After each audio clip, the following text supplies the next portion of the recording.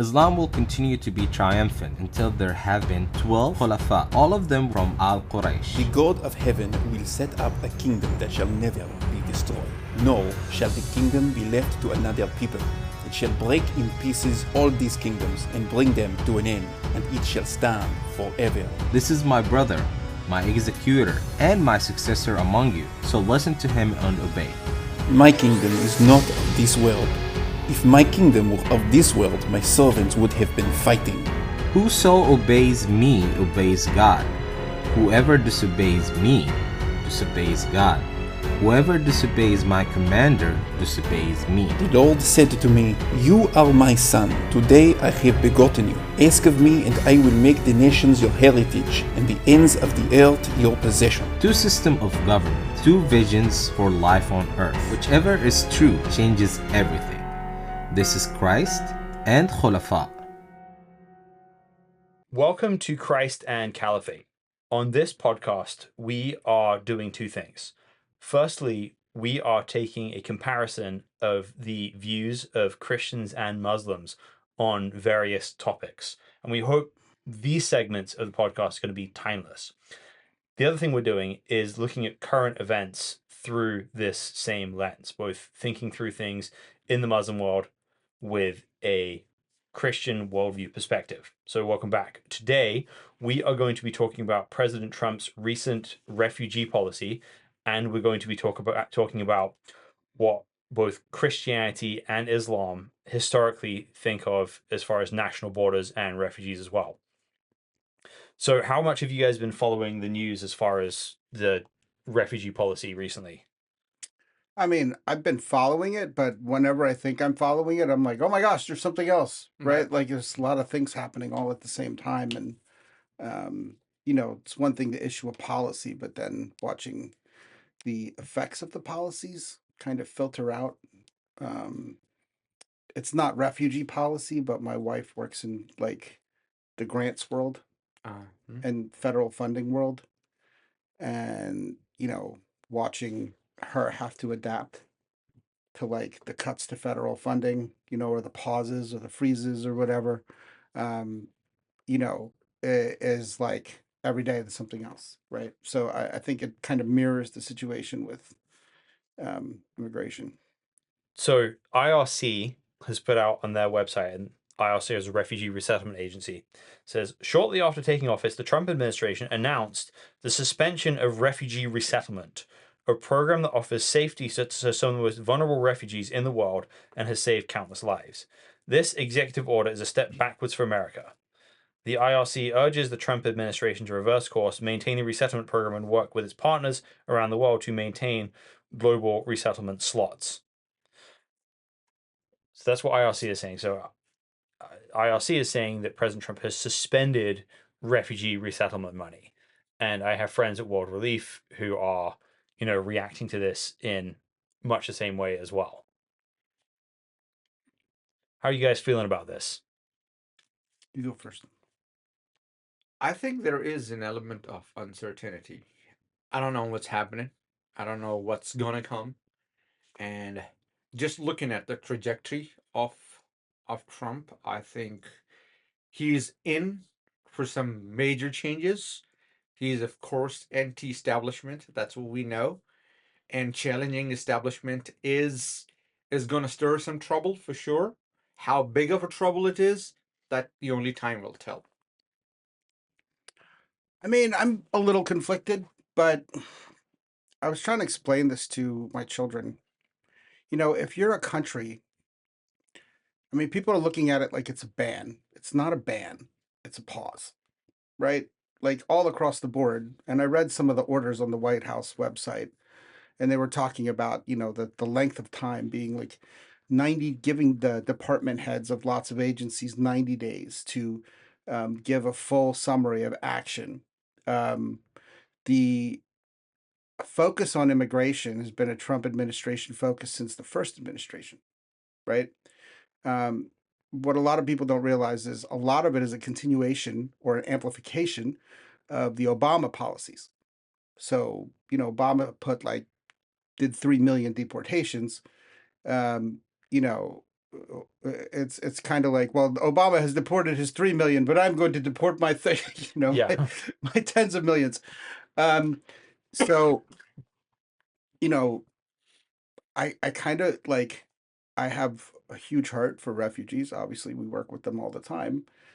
I think, like, as far as a country, if you can't stop something for 90 days, whether it be aid or like a, influx of refugees or something like that, like, you're not in a good place as a country.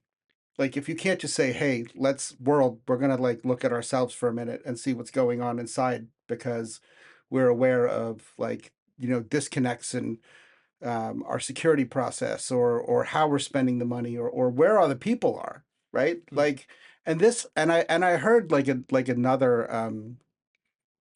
another like political perspective. This happens in every administration. Every administration does this.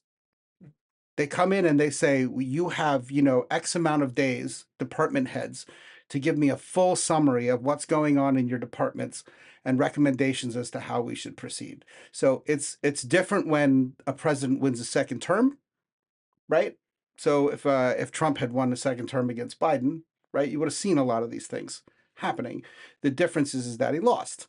So now there's a 4-year gap, and there's 4 years for those people to think about how they're going to implement the plan.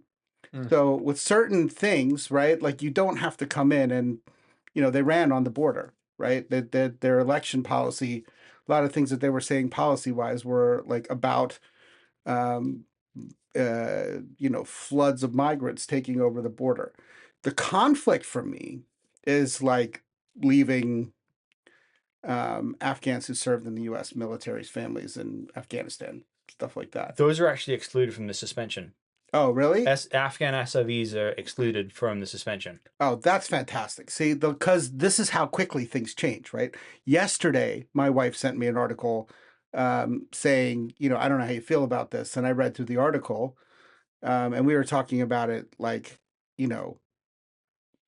as we read it, like, I can't remember if it was last night or yesterday morning, but saying that that's what happened. That, now millions and like tens of thousands of Afghans were going to be stuck in different countries. Yeah, so Afghans waiting for some sort of refugee program that are not SIVs, yes, that's true. Yeah. But for SIVs with the military, then that's not true. See, I think that's great. Like, to me, that looks at like a what you would kind of look as a chaotic situation. Like, no, we're not taking anyone. To saying that there's at least some thought going into it. Yeah, the rationality is good, and I think one aspect is to see, of course, myself as an immigrant, right? I mean, all three of us are immigrants. Right. Yeah. You against your own will, but Well, well, I mean, you were a baby. You weren't resisting, but I they threw me over the fence and I climbed back over, and then they threw me back over again. So, I love turkey. yeah, I think that the situation at the border should be controlled. It wasn't the way it is with Biden administration, and I think Trump. I recognize and acknowledge Trump's stance on closing the borders and just letting people come through due diligence and proper ways, rather than just jumping the fence over and saying we need refugee or whatever status is, right? So that is good, but at the end of the day, how we see here, people are settled for so long. They have their connections, homes, families, blah blah blah, right? And also, if you take away all those things in just one go, then it leaves people shattered, I think. I mean, I agree with that. The flip side of that, I mean, and again, I'm not like, I don't like seeing people pulled out of their homes. I watched this morning on Twitter, people were posting like ICE raids in Miami, going to people's houses and, taking people away, right? Like, and what's happening is they're going to go look for criminals, and then they're finding other people who don't belong, in the kind of network of that. So they're taking criminals out, but they're also taking, like, hey, you don't belong here, and you don't belong here, and you don't belong here. And they're detaining them and getting them ready for deportation. But I mean, this goes all the way back to Clinton, like the Clinton presidencies. where people were like, we need immigration reform. And everyone has tried to Bush tried to put a bill out there. Um, Obama tried to put a bill out there. The Trump administration tried to put a bill out there, and nobody has voted on a bill since the mid 90s, right? Like the immigration reform is really trying to reform a policy that's been in place since the late 80s. And that's a long time. So when you're looking at like what's happening, I think what happens when you kick the can down the road for, coming up on 30 years, maybe longer, almost 40 years, um, you're going to have ugly when it comes time to like reckon with it. You know what I mean? And I think the ugly, 10,000 people jumping the border fence a day, for the past 4 years, and now 10,000 people a week being rounded up, is ugly. It's ugly, but it's also like the lack of like commitment. Yes. People didn't commit to actually like doing a pathway to citizenship, like clearly defining what visas were and how long people could stay them and all that other stuff. Yes. So how I feel about this is a lot of people are very upset about this. And a lot of Christians we know are upset about what's happening with the border and with deportations and stuff like this. And I think part of this is a consequence of a lot of people who are pro-immigration. I consider myself pro-immigration. I'm an immigrant. Not living in the real world. Start foreigners are ruining this country. I mean, like, America is established on the basis of immigration. Everybody is immigrant at some point. So most of my friends, I'm an immigrant. Most of my friends are immigrants. But the three of us have been working with refugees and asylum seekers for the last 2 years. And the situation is absolute chaos. Mm-hmm. And so much is just creating this sort of permanent underclass of people in our cities that are not receiving community support.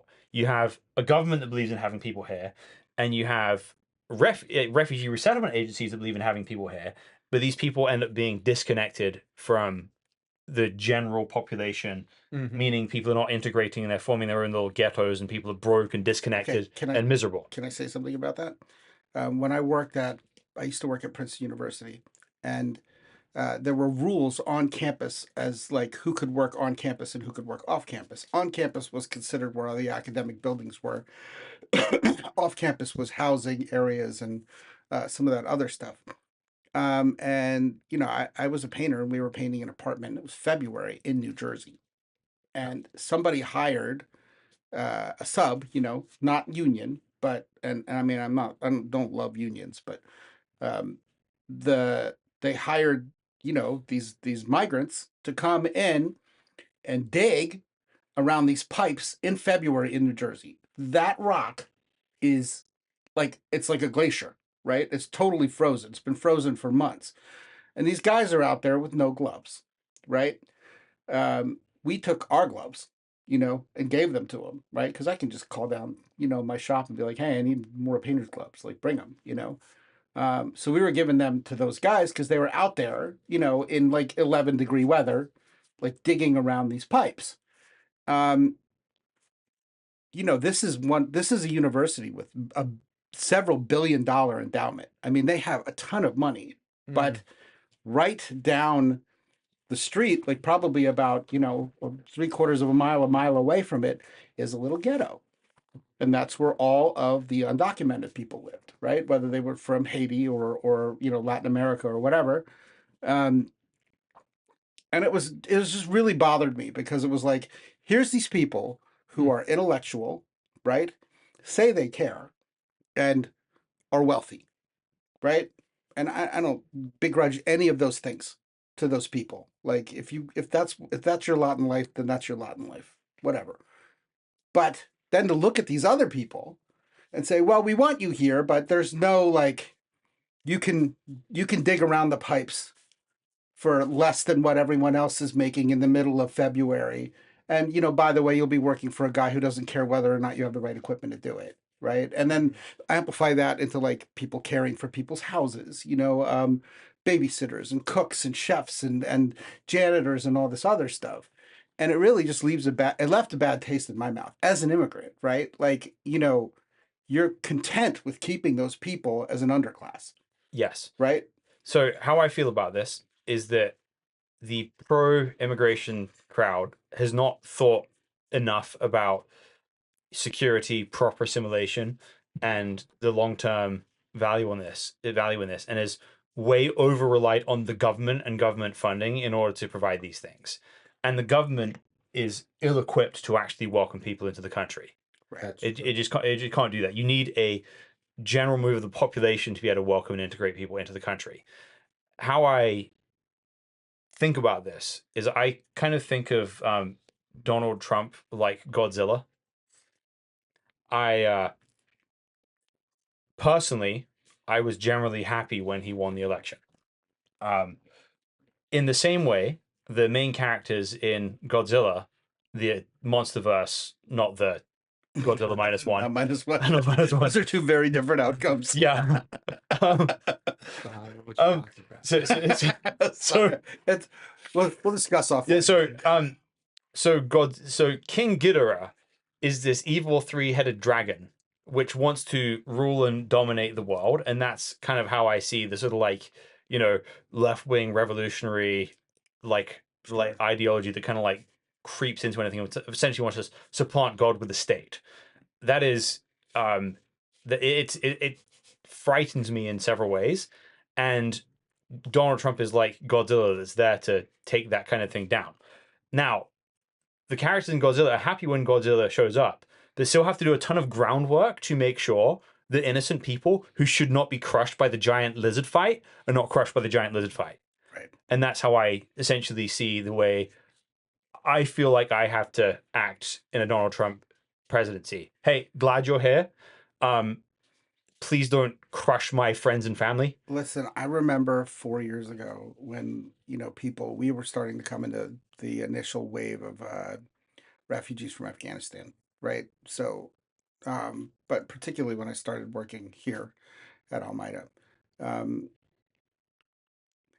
I was wondering, there was a thought in the back of my head, particularly with one guy we were talking to who told us that he, pretty much hiked through rainforests, made it to Brazil and pretty much walked all the way and, bribed people to like smuggle him and everything else like that up to the border, and then was finally able to surrender himself. And I just thought, it's not going to last forever. And I retain that thought with all of the immigrants we're talking to. Like, you want good outcomes for people, right? Yes. But just based on my experience, that it's going to change, right? Like it was a change from the previous 4 years. And also, I think it's easy for people who are working directly with refugees and immigrants to think, okay, if we didn't have these kind of systems in place, then we wouldn't have these people we know and love living with us today, which is true. But the thing is, if we think of like Caesar and Anna, an Afghan refugee dating a Ukrainian refugee, without the invasions of Ukraine and the Taliban take over Afghanistan, that thing wouldn't be happening. Right. It doesn't mean I'm happy. That doesn't mean those things were good. Yeah. Even though God uses all things for good. Okay. Yeah.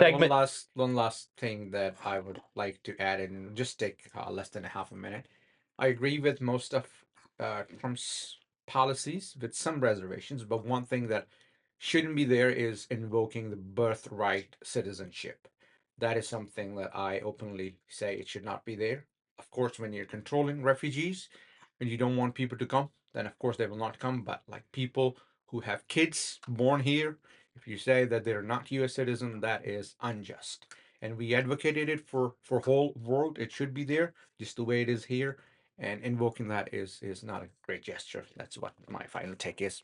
So we have a lot of talk right now about nations and borders and nationalism. How would you guys say the Islamic world thinks about borders, and how would you think the Bible talks about nations and borders? I mean, my experience with Turkey was Turkey takes its borders extremely seriously, right? Like, they have shut down the whole eastern part of the country now.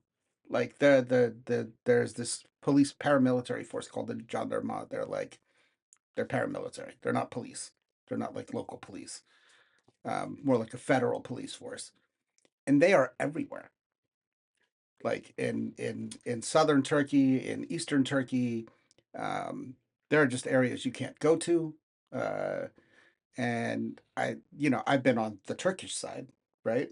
And from what I hear, the other side um, is something that you can get through if you bribe somebody, right? But if you just try to like jump over a fence, you're dead. I think and Turkey being a peninsula, like there are naval ships everywhere guarding it. They take it very seriously. And I tend to think that that kind of mirrors policy all over the Islamic world, right? Like, I don't think that the Islamic world is going to take very well to you jumping over a fence and getting into their country.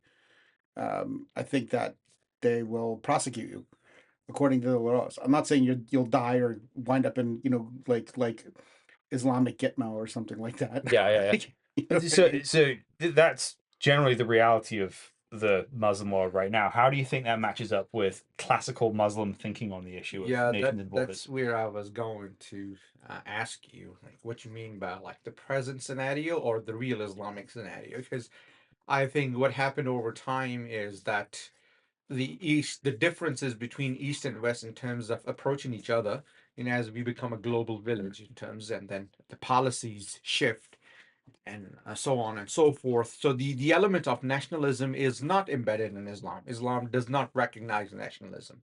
There's only one identity in Islam, and that is Muslim Brotherhood. That's it. This nationalism is the Western ideology that has been put in that Muslim. Or so, what Islam talks about, you have to struggle.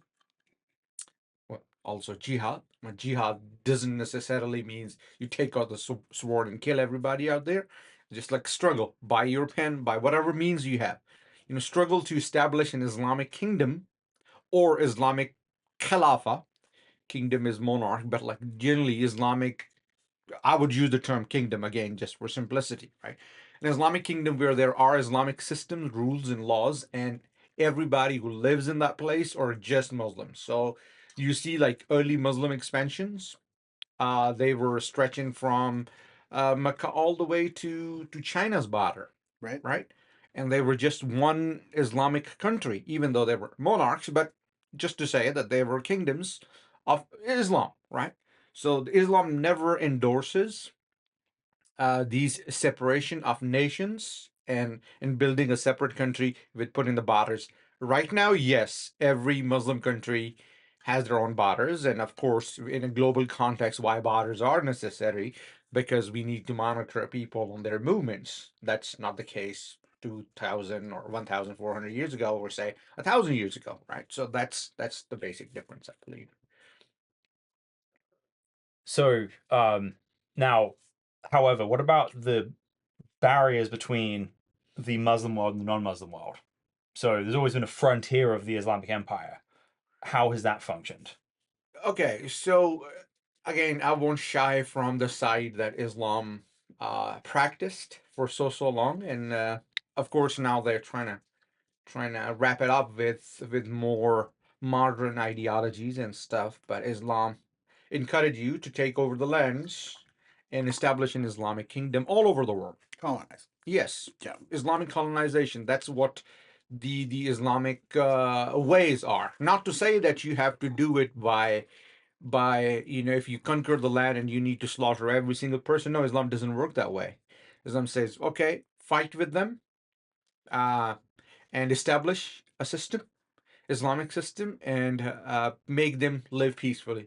You and I disagree on like our disagreement in general is on like how that system is implemented, right? That how minorities is going to live in that kind of culture or society, and what life going to look like, right? But at the end of the day, yes, Islam tells you about, okay, if you have a neighbor, if they are in a peace and sign a covenant with you, or not covenant, sign a peace deal, then you're not supposed to uh, uh, invade. You're supposed to honor your agreement. Yes, honor Right. your agreement. But if they're causing threats to you, right, then you have every right to destroy them. That's most, I think, not conservative, but a central idea I would place it. Yeah. So essentially, as long as if you have peace treaties with the nations around you, Mhm. then you still have the concept of a border and respecting that border and having a line between them, even if they don't see that as a permanent fixture. Yeah, I mean, like you see, historically, Muslims had borders with non-Muslim, but again, when there is always a conflict of interest, right? Even a small thing in a global change can affect those things, and when those things happen, when you're out of your treaty, then you have every legit right in that particular time. I'm not talking about now that you can just overthrow the government and just if you're more powerful then you can Sure, take over. sure. So I kind of reading sort of Al-Tabari, Mm-hmm. it's almost, I think Muslims at the time always imagined them as frontiers rather than borders. Mm-hmm. Frontiers, yes. Um, but most people today are going to respect that. Mhm. Okay, so what about in the Bible? How do we think of borders biblically? I mean, biblically, it says that the Lord has like set the boundaries of each nation. So the idea of having a boundary or a border um, is actually a very biblical idea. Uh, there are lots of references to that, like God saying over and over again throughout the scriptures that, I set the boundaries, right? Like I tell people, I establish places for everyone to live. Yeah. Um, I gave them the land, and then I can take that land away from them Mm-hmm. and give it to another. Um, but his desire was that people would follow him, right? If you look at um, the Torah, like in the Torah, there's all of this carving up of the land when the Israelites crossed over and went into Canaan, and they leave certain sections of land, right? That you would look at and be like, well, why didn't he just give them all of it, right? But he didn't do that because he gave certain people that land, and they were not to take it. In the New Testament, you're looking at a completely different deal where Israel's sovereignty is like essentially they're like a a Roman colony, Mm. right? They have Roman laws, they have to pay taxes to Rome, they have to do all kinds of things, and the thing that comes into conflict is them practicing their religion in a law and a society with Roman, values, right? Like, polytheism versus monotheism. Mm-hmm. Um, so, the idea of like Jesus saying, give unto Caesar what's Caesar's, give unto God what's God's, right? Mm-hmm.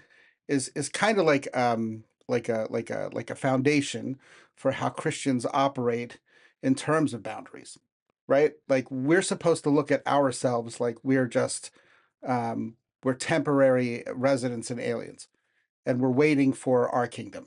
So in Christianity the idea is that you need to split yourself into different based on your nations into different countries or with boundaries, and then even if you follow the same religion, so religion is not the ground to be united upon in terms of regions. So correct that we're not aiming to have a giant Christian empire that rules the whole world. Now, as Christians, we have a brotherhood which transcends where we're from, right? British, Pakistani, Turkish, American. It doesn't matter because the central thing we belong to is being um, being part of God's kingdom. That supersedes nations, but doesn't replace nations.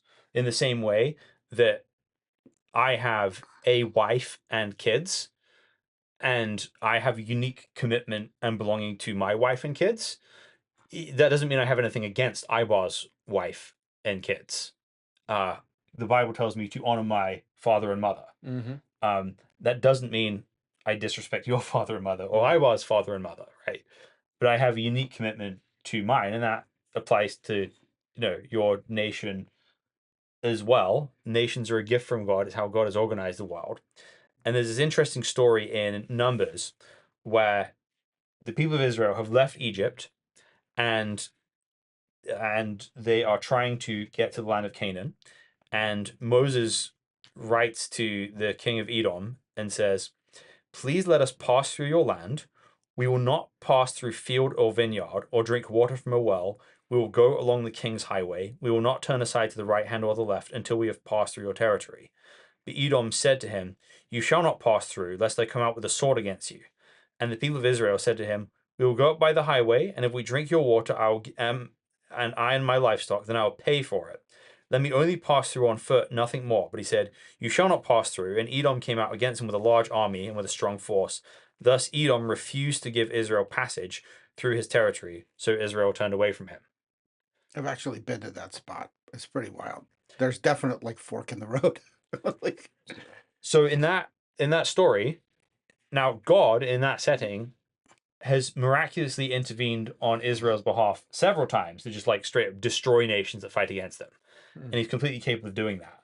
But the people of Israel are called to respect the sovereignty of the Edomites in this instance. And they're supposed to respect that boundary and that line and that border.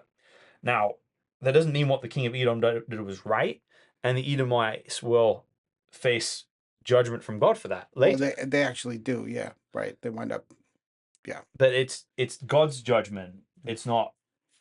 So there's a basic concept of nations, of borders, and a mandate to respect the laws and customs of other nations as a Christian, and to see those in the same way you respect the boundaries of someone else's house and family too. Yeah, I mean, like that also begs a question of like how we see the Catholic expansions or like Spanish Inquisition and all other things, but Nobody expects the Spanish Inquisition. I didn't say it. I thought it, but I didn't say it. But going back to Islamic ideology of having a ummah, I mean, the problem that I see there is, of course, you're united with one ideology as Islamic Brotherhood or ummah, but there are subcultures. For example, Oh, yes, there are. Yes. right? Yes. So, I mean, imagine in a world, for example, let's talk about this hypothetically, that all the Muslim world now dismantle their borders and like become one Islamic nation, right? See, that's what I'm talking about, right? So the ideology or the idea of creating such a world where you're all united, right, under one Islamic system is more than impossible, because there are sub-layers of many different cultures. Moroccans have completely different culture than Bangladeshis out there. So how you can So let me just ask you a quick question. Like, do you think that in light of the way the modern world has evolved in Islam, that maybe that was possible at one time, but it's now just like, I mean, elicits laughter from us, right? Like, do you think that that's like you know, everyone has their pie in the sky idea of how things should be, right? So for a Christian, it's Jesus will come back and bring unity, right? You know, for Muslims, it's one day the entire world will be Muslim. right. I'm still laughing about it. I'm not laughing at I'm not laughing at the faith. It's like my mom lives around now like Syrians and Iraqis and all this other stuff. They freaking hate each other. Syrians hate Turks hate They hate each other. They can't stand, but they're all Muslims, yes, right? They all like technically believe the same thing. So So I think here's the thing. This was possible once upon a time in an age of empires. Mhm. So at that time, if you had the biggest, strongest army in the most effective administrative state, you had the power to do that, because there you could control information, you could control, borders, and everyone was kind of like far enough away from each other that all they're having to deal with are the central administration. right. And again, I think there's a certain extent that Muslims over idealize how harmonious the past was in the first place. Right. It wasn't actually. I mean, looking at just Muhammad's early life. Jeez. I mean, like, and then post like after he died. Yes, even start with the third caliph. Right. I mean, like, let's not talk about third caliph. Start with Abu Bakr. Uh-huh. Rid of war. Right. Straight up. Right. So but, to say that, for so many years Muslim ruled in harmony and peace, and there was one system that everybody was happy. No, that's crap. That's Well, not I true. think what's happening now, right, like is, you see in places like Afghanistan and ISIS and these other groups are trying to like take that idea, right? Like Mm. we're going to establish it, and the only way we can establish it now after is to do it the way Muhammad did, right? Like with wars, like take over, subjugate everybody, subject them to the same like really strict standards, and then that way we'll get the Khalifa that we're looking for. Yeah. And I think that's unfortunate. I don't believe, based on the way information works these days, I don't think it's possible to have that same centralized system anymore anywhere.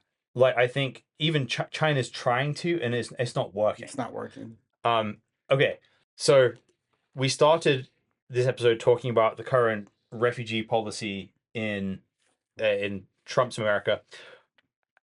Historically, how have Muslims and Christians thought about refugees? Oh, my mind is going somewhere else.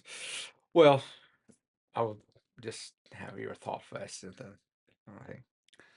I mean, my father tried to be a refugee in 3 different countries, running for his life from the king of Afghanistan, and tried to find refugee status in Iran, tried to find refugee status uh, in in Pakistan, and the answer he got from both of those places was no.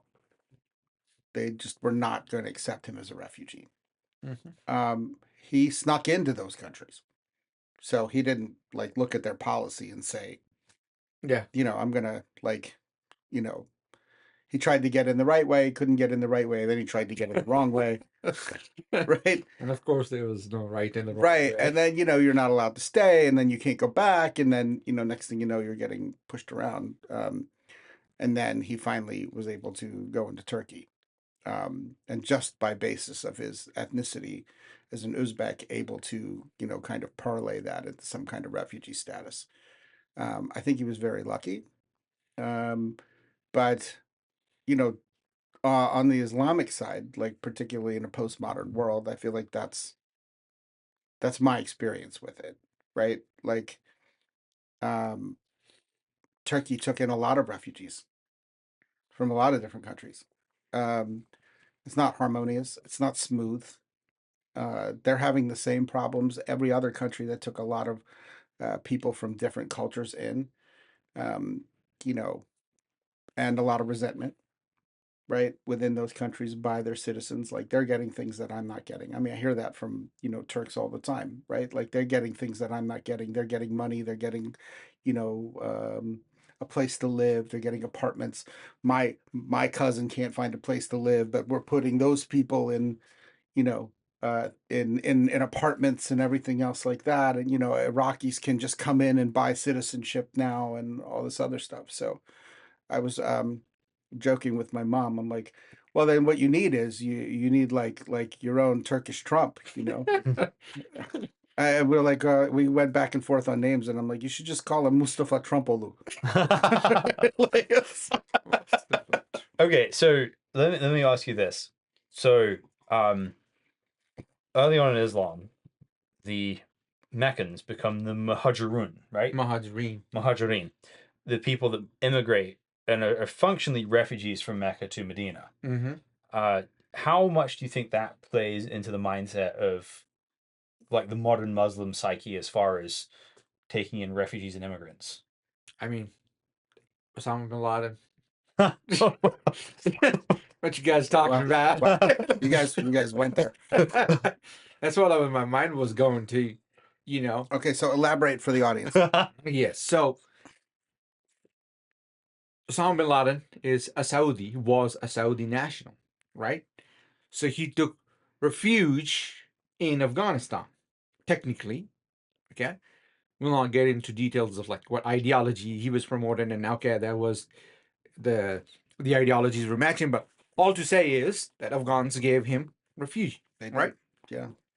And when the United States demanded that we have no business with you, we need this man, then they say, no, he is our guest, right? We in our tradition, and where the tradition comes from, it's Islamic tradition or Afghan tradition. Anyway, it's always It's part of Sure. Pashtunwali. Pashtunwali, right? And Pashtunwali is like it has long roots in Islamic history, long roots for long time. Pashtuns are Muslim, right? So that's one element. And of course, if we look at Muslim world, Islam always talked about refugees, and it's talked in a way that you need to be welcoming towards your refugees. Whoever take refuge in your place, you have to open. And of course, this element is still alive.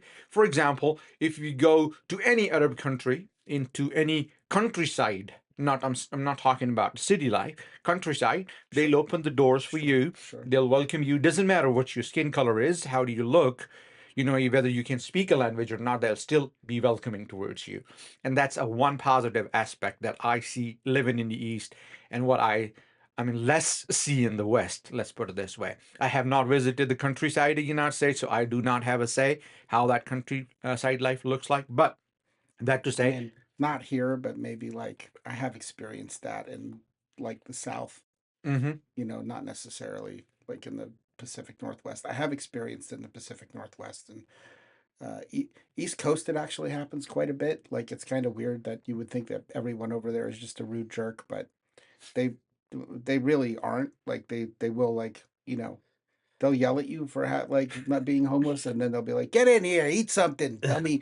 Like, So, but I think so. Then, to summarize, there is generally a part of the sort of Islamic imagination that refugees, immigrants are someone you should welcome and show hospitality to. But there is a big but. It's Muslim religious oriented. mhm. For example, it's different if a Christian wants to take refuge in a Muslim world than a Muslim. For example, Pakistan took a lot of Afghans. Why they took a lot of Afghans? Muslim brothers. And the notion that was building that these are our Muslim brothers that are suffering. It's our responsibility to take care of them. Turkey, of course, Turkey is very less Islamic in Islamic world, still took a lot of refugees based on, okay, these are Islamic brothers and sisters. That notion is throughout the Islamic world, right? That you need to take care of them. Not to say that there is hostility towards non-believers in terms of from speaking from Muslim perspective.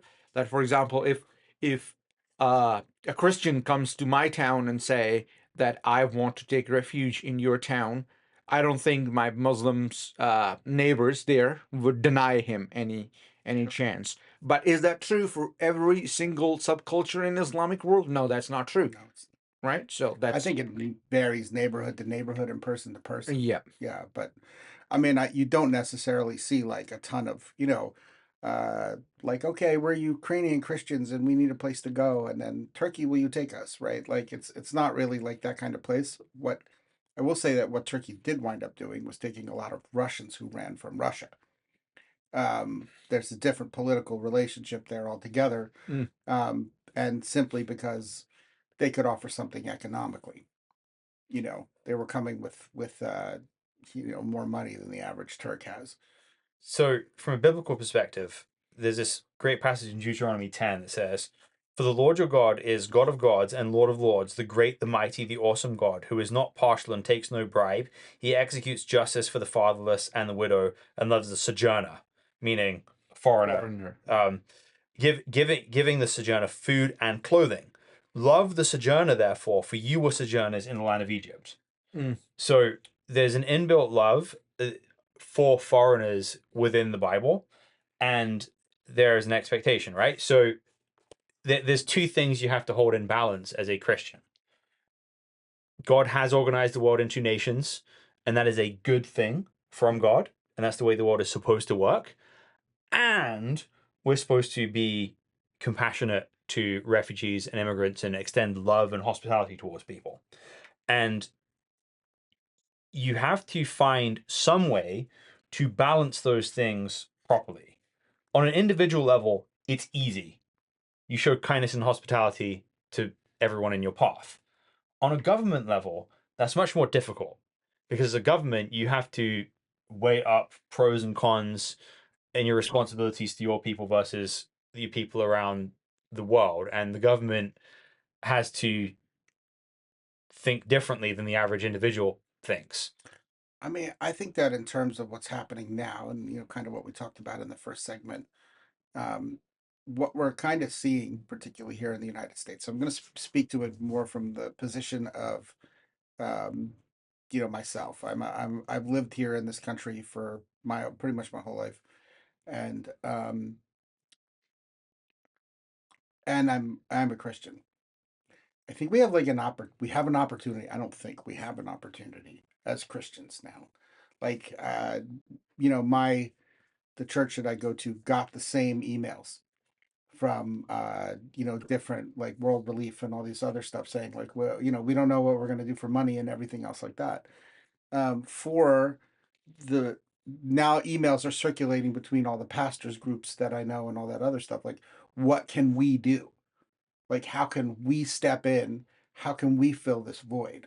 And I think as Christians, right, like, I can't affect national policy. I can't call up Trump and be like, what are you doing? You know what I mean? And there's, lots of people are going to jump up and down and point at this policy and that policy. But then when their guy's in, they'll look the other way, right? Like, but as Christians, what we can say is, what can I do? Right? What can I do to like love my neighbor as I love myself? Jesus said that there were two commandments, right? Main commandment is to love the Lord your God with all your heart, with all your soul, and with all your strength, and to love your neighbor as yourself. He's actually reciting the Shema and the V'ahavta at that point, right? Two very important tenets. And he says the entire law rests upon these two. And he embodies those two laws, right? He is God. He reflects also the love of God, right? In obedience and passion and in service to others. And then on top of that, he loves everyone with an unconditional, agape love, that is unmerited. So I think we can look at the opportunities we have as Christians, right? And we can say, put the politics aside, put all the craziness aside, put all of the rhetoric aside, and say there are real people who are going through real things, and that however they got here, how can I do good to them, right? Like, how can I bless people? How can I help them? I understand, they could be gone tomorrow, right? Like, ICE could come in and just be like, you and you and you and you and you, right? And I can't control that, right? Like, I voted. that's my role in the process, right? I sorry to interrupt you. I have a question, or maybe a little concern or observation, more likely. In the United States, when we think of racial injustices, that those people who are anti-immigrants, who are mostly, I would call it on this screen, racist, are dominated or associated a lot with Christianity. How do you guys think of that? You bring this up with 1 minute to go. Okay. And for the after party. Yeah. So just in summary, and we'll do another episode on this. Maybe this is our next episode. But in general, how I think about this is that this is a result of either a liberal or a sort of immature Christianity. And when I use liberal, I'm not talking about politically liberal. I'm talking about taking the Bible loosely. So if you look at a lot of, racist Christians, you have things like believing the mark of Cain is black skin, things like that. You have a idea that there's this Noah curses Canaan, and they believe that's a curse on black people. All of that is extra biblical superstition that people are reading back into the Bible. It's not in the Bible. You have to add things to the Bible in order to get there. Exempt things, right? Like the slave owner's Bible was. Yes, they gave right. You got to exempt things. On the other hand, like in modern America, I don't think it's I think a lot of that is not having a proper understanding of the relationship between church and the state. So people get so caught up in the current political discourse, which is either pro-immigrant or anti-immigrant. And I think you can entirely compartmentalize your views of what the border should be and how you, the individual, should treat the person right in front of you. Like, we know Christians who believe in the border wall, who vote for Trump, who want less immigration, and are currently housing Iranian asylum seekers in their house. Right. That's the right approach. Right. That's what I want to see, right? And that is not a contradiction at all. Because you understand that the state, the church, and the individual all have different roles to play in this. Right. I think it's also important, like, to look at the Bible holistically too, right? So, you know, you're supposed to, you know, show peace and blessings and, you know, hospitality and all those other things to strangers. But a house divided against itself cannot stand, right? And we're definitely divided against ourselves, and we're not called to that division. We're not called to chaos. God, it says in the book of Romans that God is a God of order and peace, right? And when we don't have order and peace, we have to ask why we don't have it.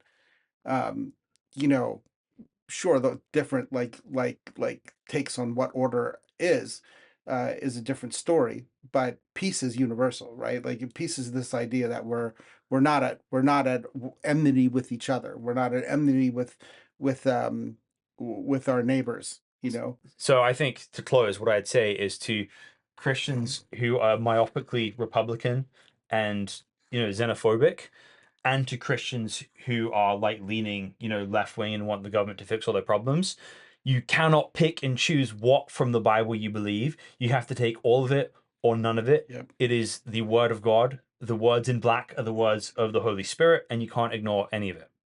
Guys, thank you for listening to Christ and Caliphate. We'll be back next time.